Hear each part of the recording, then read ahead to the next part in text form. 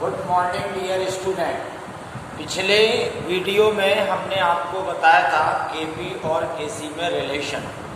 तो आज हम आपको बताने जा रहे हैं रासायनिक सामग्री चैप्टर से ही रिलेटेड है ये सारे टॉपिक। ये हमारा फिजिकल का पहला चैप्टर चल रहा है।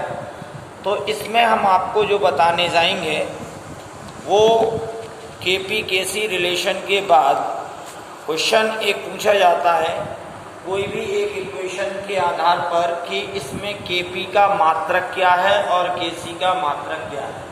तो केपी और केसी के मात्रक के संबंध में आज हम बात करेंगे। तो जैसे केसी है तो केसी का रिलेशन आपका होता है, आपको मालूम है, मोलर साधारण से, क्योंकि अभिकारक और उत्पाद दोनों को हम साधारण के रूप में व्यक्त करते हैं।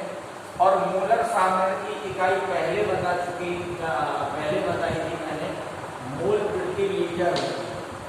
और केपी जो आपका होता है उसका संबंध होता है दाब से, और दाब के लिए इकाई हम इसमें यूज करते हैं वायुमंडल। तो जब हमें केसी और केपी का मात्रक निकालना हो तो क्या करते हैं, आपको कोई एक अभिक्रिया दी जाएगी। सपोज दैट अभिक्रिया आपको दी गई PCl5, इसका वियोजन होगा, वियोजन हर वो रिएक्शन होगी जिसमें अभिकारक की तुलना में उत्पाद की मात्रा ज्यादा होगी। तो इस अभिक्रिया को हम PCl5 के वियोजन की क्रिया कहते हैं, क्योंकि PCl5 का केवल एक अणु हमने लिया है। और देखने वाली बात यहाँ पर है कि जो बना है PCl3 का एक अणु और Cl2 का एक अणु, तो हमने एक लिया और बने तो ज्यादा बने तो वो अभिक्रिया हो गई डिसोसिएशन यानी वियोजन की क्रिया।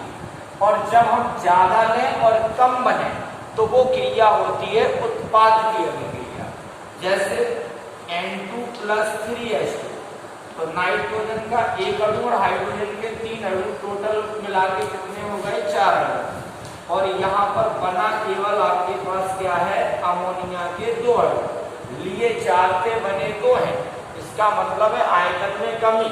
तो आयतन में कमी हुई, इसका मतलब है क्रिया अमोनिया के उत्पादन की हो गई। इस अभिक्रिया को हम ये नहीं कहेंगे N2 और हाइड्रोजन की क्रिया हो गई है। ये जब अणु कम बने उत्पाद के तो ये उसके उत्पादन की अभिक्रिया है, और जिस अणु को लेने पर उसके अपघटन से ज्यादा अणु हो तो ये उसके विघटन की क्रिया या वियोजन की क्रिया है। तो इस क्रिया में PCl5 का होगा वियोजन और इसमें होगा अमोनिया का उत्पादन। ये तो हो गई एक रिएक्शन के बेस पर बात। अब हमने कहा कि PCl5 के वियोजन की क्रिया के लिए केसी का मात्रक क्या होगा। तो अभिक्रिया को हमने केसी के रूप में लिख लिया, PCl3 सांद्रण इंटू Cl2 सांद्रण बटे PCl5 सांद्रण। अब सांद्रण के लिए भी हमने आपको बताया सांद्रण का मात्रक क्या होता है, मोल प्रति लीटर। तो ये हो गया मोल प्रति लीटर और इंटू मोल प्रति लीटर, और बटे में फिर क्या होगा, मोल प्रति लीटर। तो ये भी मोल प्रति लीटर हो गया बच्चों। अब मोल प्रति लीटर से मोल प्रति लीटर आपके कैंसिल हो गए, तो ये केवल क्या बचा, मोल प्रति लीटर। तो केसी का मात्रक आ गया मोल प्रति लीटर, या इसको हम ऐसे लिख सकते हैं, लीटर ऊपर ले जाएंगे तो मोल लीटर इनवर्स। ठीक है बच्चों, यस। अब अगर हमें केपी का मात्रक याद करना हो तो दी गई अभिक्रिया को केपी के रूप में लिख लेंगे, सिंपल। दाब के पदों में हमने क्या बताया था, पी के साथ में लिखेंगे हम अभिकारक उत्पाद, PCl2 बटे PCl5। अब दाब की इकाई क्या बताई, वायुमंडल। तो ये वायुमंडल इंटू वायुमंडल, अगर घातांक होते तो वायुमंडल का भी घातांक करना पड़ता हमें, और वायुमंडल ये कैंसिल हो गए। तो केपी का सीधा सीधा मात्रक क्या बचा, वायुमंडल। तो ये आपको केपी और केसी के मात्रक बताए गए। ठीक है, जैसे हमें थोड़ा इसमें और सरल विधि यूज करना है तो यहाँ पर हम इसमें सरल विधि का यूज भी कर सकते हैं, ठीक है। और वो सरल विधि का यूज हम कैसे करेंगे वो भी देखेंगे। एक फार्मूला होता है, ये फार्मूला क्या होता है, delta N is equal to P N minus R N. P N का मतलब होता है उत्पाद के अणु और आर एन का मतलब होता है अभिकारक के अणु, अभिकारक के अणु, और एन का मतलब संख्या, तो अभिकारक अणुओं की संख्या और उत्पाद के अणुओं की संख्या। सपोज दैट हमें PCl5 का ही निकालना था, तो PCl5 के लिए अब हम ऐसे भी चल सकते हैं, वो विधि भी बेस्ट है और ये विधि थोड़ा सा कम समय लेने वाली है, बस गलती नहीं होना चाहिए। अब इसमें हमने डेल्टा एन बराबर P N minus R N लगा दिया, क्लियर। तो पी एन में आपको देखना है उत्पाद यानी राइट हैंड साइड और अभिकारक लेफ्ट हैंड साइड। तो राइट साइड में यहाँ पे हमारी कलर जो चौक चल रही है वो राइट साइड का हो गया, उत्पाद हो गया। PCl3 और Cl2 के टोटल कितने अणु होंगे, 2, और PCl5 का कितना अणु है, 1, क्योंकि शुरू में कोई संख्या नहीं दी जाए तो समझ लो वो 1 है। अब 2 में से 1 घटाया तो 1 ही आया। अब हम सीधे सीधे लिख देंगे Kc बराबर, और इस 1 का मतलब अगर Kc में लिख रहे तो मोल प्रति लीटर, क्योंकि 1 ही बचा, देखो उसमें भी मोल प्रति लीटर आया था, और Kp बराबर लिखना है तो वो 1 ही बचा, तो APM, क्लियर। ठीक इसी प्रकार से हम सेकेंड लेंगे ये N2 plus 3H2 reversible 2NH3। अब हमने इसमें डेल्टा एन बराबर P N minus R N निकाला, तो पी एन आपका उत्पाद के 2 अणु बने और अभिकारक के 3 अणु और 1 मिला के कितने हो गए, 4। गुड। 2 में से 4 घटाएंगे तो माइनस के 2 आएंगे, बिल्कुल आएंगे।